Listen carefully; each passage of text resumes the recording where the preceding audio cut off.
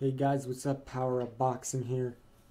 And I just watched the Brandon Rios versus Mike Alvarado 3 fight, the rubber match. And Brandon Rios comes out with the TKO win, knocking out, stopping Alvarado in the third round. Alvarado quit on the stool. The doctor said he couldn't continue. He was doing like the eye test and saying how many fingers do I have, and doctor declared he didn't look right, and they stopped the fight.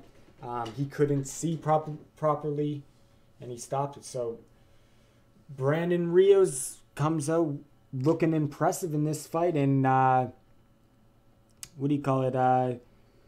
He's back. He's back on the map. He's back in contention for bigger fights now.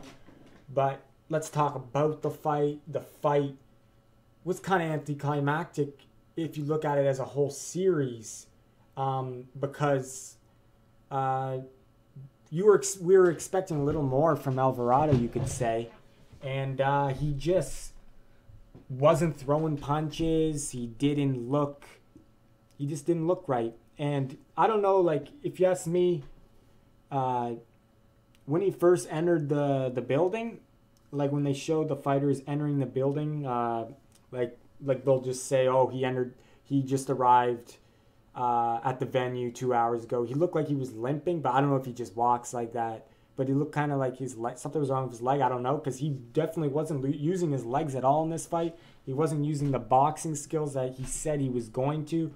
The movement that won him the second fight, he did none of that. The only thing he was doing was he was leaning on Brandon Rios with his high guard, and Brandon Rios was just destroying him with the uppercuts. So really bad game plan by Alvarado. Something had to be wrong with him, because he was just had the high guard in really close to Brandon Rios, and he was throwing no punches, and Brandon Rios' uppercuts were just really sharp. His hooks were good. But you could say Alvarado had a lot of distractions, like the jail, right? We heard that he got caught with an unlicensed gun or something in the car with a friend at 4 a.m. in the morning in the glove box. So he's got that to think about.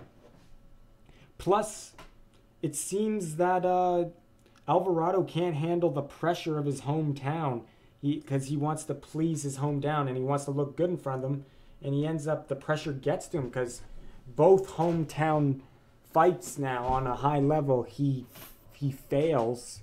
He just doesn't. You could say though, you could say Ruslan was just a beast, and Brandon Rios did look sharp, but even apparently his eye got, Alvarado said his eye, he couldn't see at all when it went from one uppercut from Brandon Rios. It took out his vision completely in one eye or something, and he couldn't really see. That's what ultimately kind of stopped it. The ref kind of looked at him. He wasn't responding right to the questions, and he stopped it. But the doctor stopped it. But so you could say that, yeah, Alvarado had all these things going around, and Alvarado said he could have trained better, and he didn't prepare as well as he should have. He said, and he wasn't his best. But you can't take it away from Brandon Rios, since Brandon Rios looked very sharp. He looked very pumped up, energetic, happy for getting in the ring in this fight. He looked like a happy Brandon Rios going into this fight, very excited, ready to go at it. From the press conference to entering into the ring to everything like that, he just looked happy, and it showed in the ring. From the first second of the first round, Brandon Rios started cutting off the ring very well. He was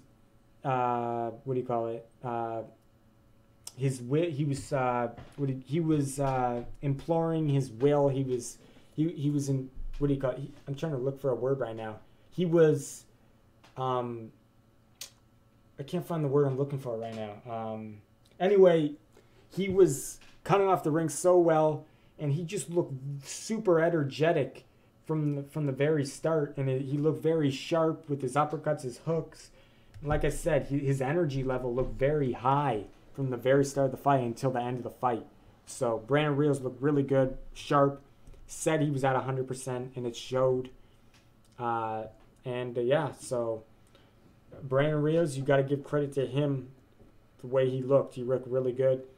Even if Alvarado wasn't at his best, still, yeah, you can't take away anything from Brandon Rios. It's a combination of both, you could say. But, yeah, so CompuBox numbers was pretty staggering. Rios threw more than triple the punches in 3 rounds, threw 290, Alvarado 87, and landed more than quadruple the punches, way more than quadruple the punches he landed. Rios landed 120 shots, Alvarado only landed 20 punches. And when you land only 20 punches in a fight, in a 3-round fight, you better have knocked out the guy. And that's not the case, so anticlimactic in the rubber match, but still exciting while it lasted. A very one-sided war. Brandon Rios was looking good. He says he's back at 100%. He called out Ruslan Provodnikov after the fight, and he called out Victor Ortiz. He has bad blood between him. So Rios looked very good, looked sharp, looked very energetic in this fight, and looked happy. And Alvarado, yeah, who knows? Maybe the stuff that's going on outside the ring got to him. The pressure got to him. Fighting in his hometown, didn't prepare right. But anyway, he says he'll be back. Trust me, he says he'll be back. He wasn't at his best, and he still can get way better and improve his skills. So both guys were warriors. Brandon Rios comes out with the victory in the 3rd round. Stops Mike Alvarado. Doctor stops it. And before that, he dropped him in the previous round. And so good victory. Very good performance by Brandon Rios. And not so good by Mike Alvarado. So, yeah, Power Up Boxing, powering down.